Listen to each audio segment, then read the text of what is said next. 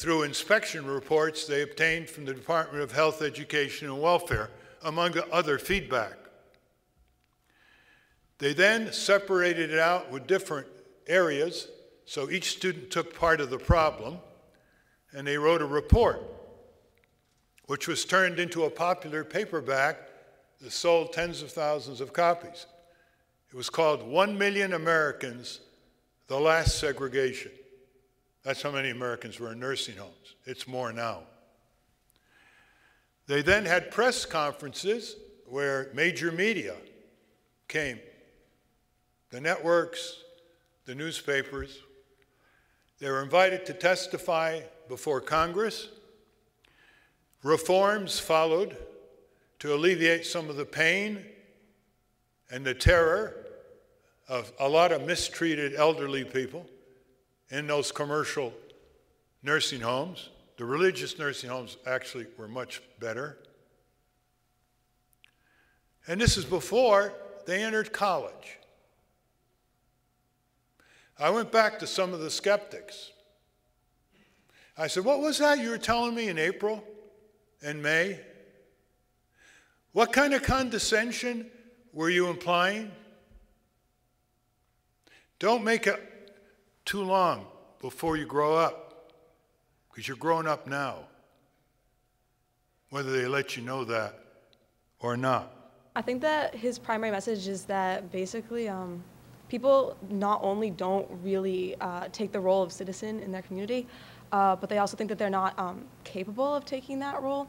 And I think that basically he's basically telling us like get up, do something about something. Like if you're like really dissatisfied with something that's happening in your community, in the world, in your country, anything, you not only need to take the initiative, but I think you need to understand that like you are capable of it, and that you know, like we as people are really the ones that like run a country, even like because like without the support of the people, like I don't think a government really has much.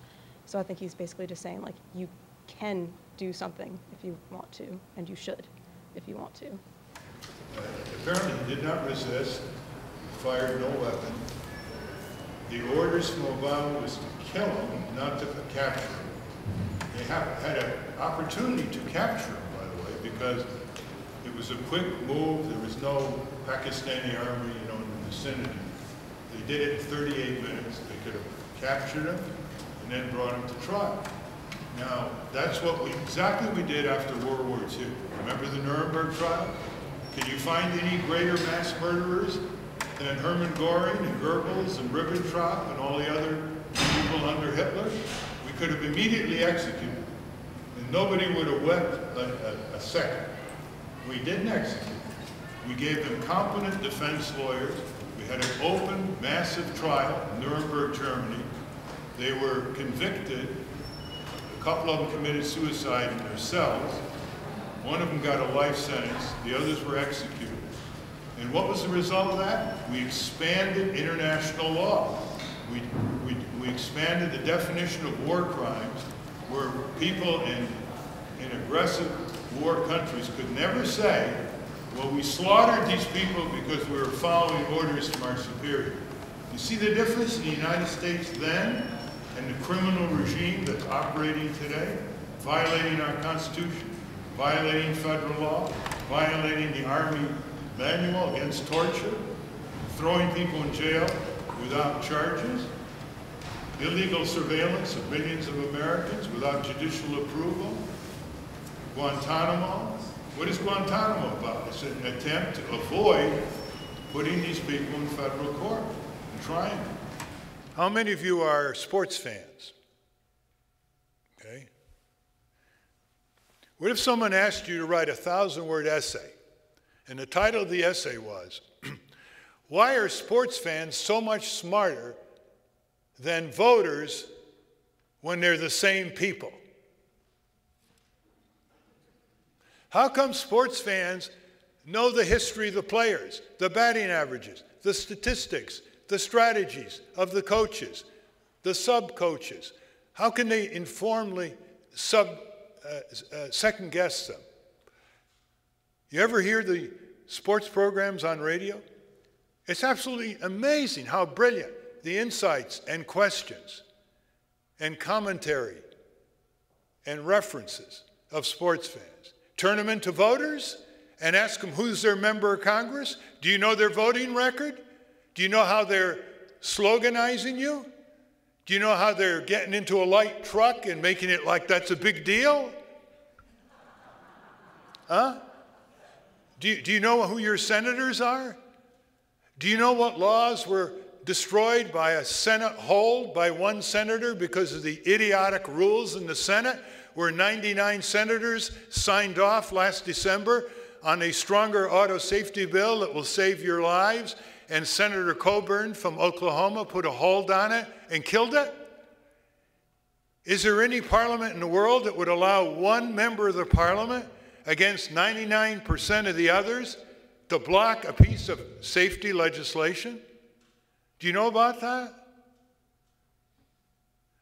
If you do your homework for sports, which is an important part of our lives, although it would be good if we had more participating people in sports and not so many spectator people watching professional teams play in stadiums built by taxpayers, supported by the city council, who then say there's not enough money for recreational neighborhood sports squares for kids to play in, and not enough money for schools, or not enough money for crumbling clinics, but there's plenty of money for billionaire sports owners to build their stadiums or ballparks. How come we know so much about sports and so little about what matters to us in a real serious way in our civic and political lives? Now, there's a fellow came up to me earlier, was talking about a friend who's part of Veterans for Peace. There's a man called Coleman McCarthy out of Washington, D.C., used to be a Washington Post reporter. He decided he was going to advocate peace studies at high schools and colleges. He said, they study war. Why don't they study peace? War is big business. Eisenhower warned us in his farewell address, 1961 January, about the military-industrial complex. He knew what he was talking about.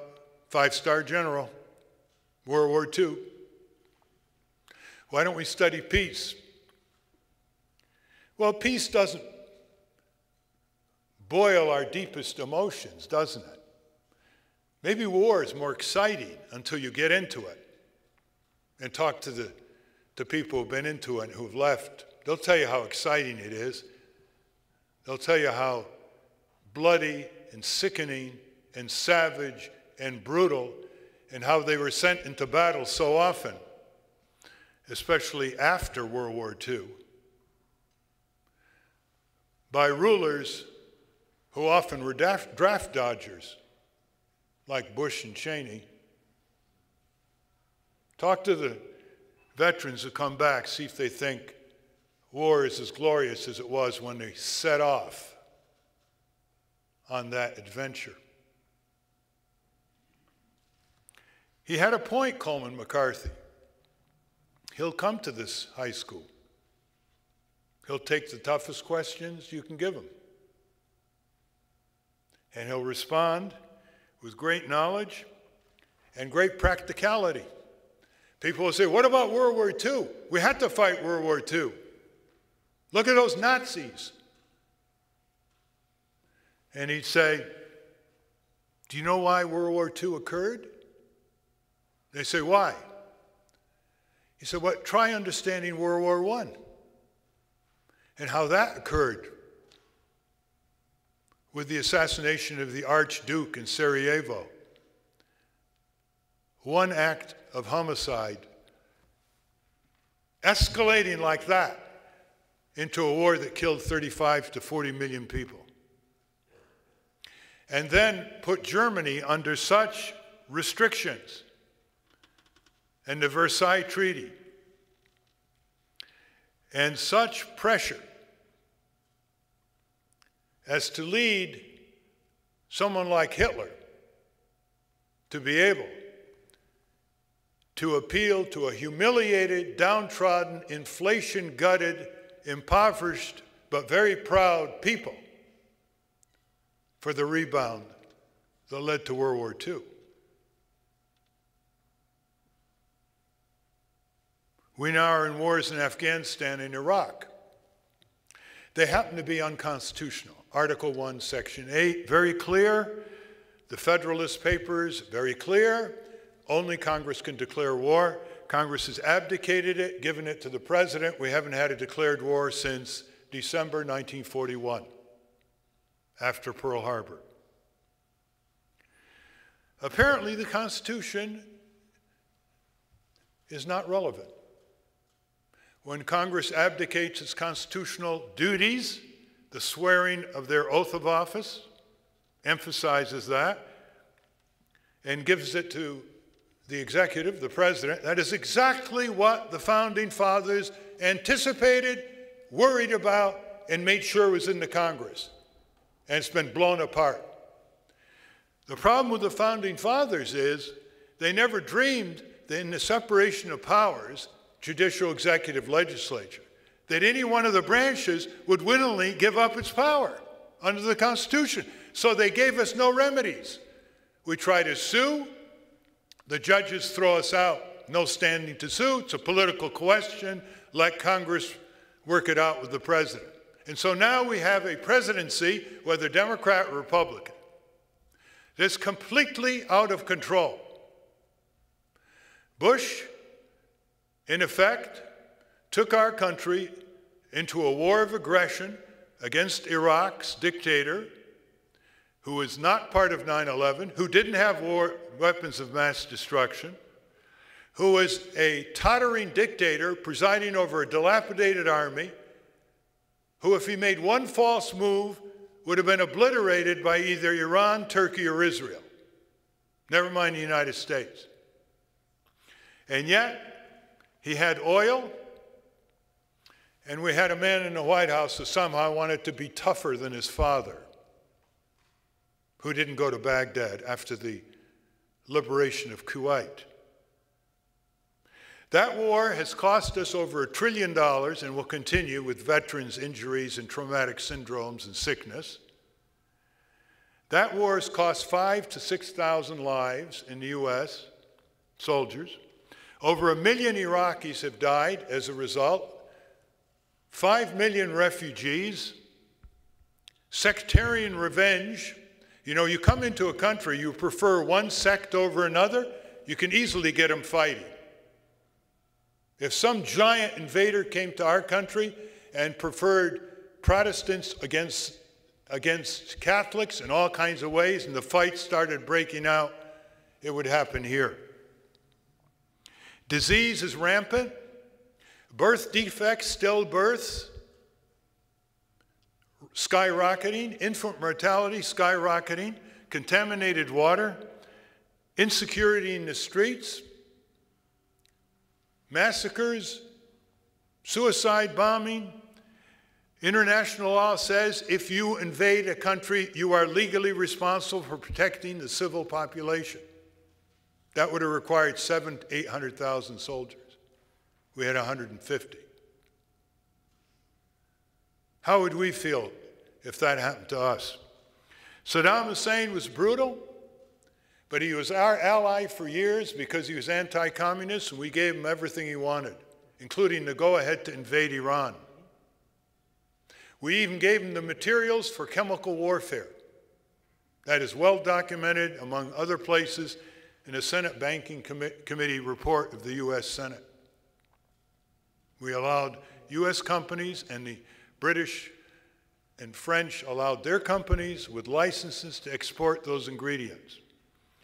When he went off half-cocked on Kuwait, he was then our enemy, and you know the rest. Why don't we study peace? The strategies of peace, how muscular peace can be,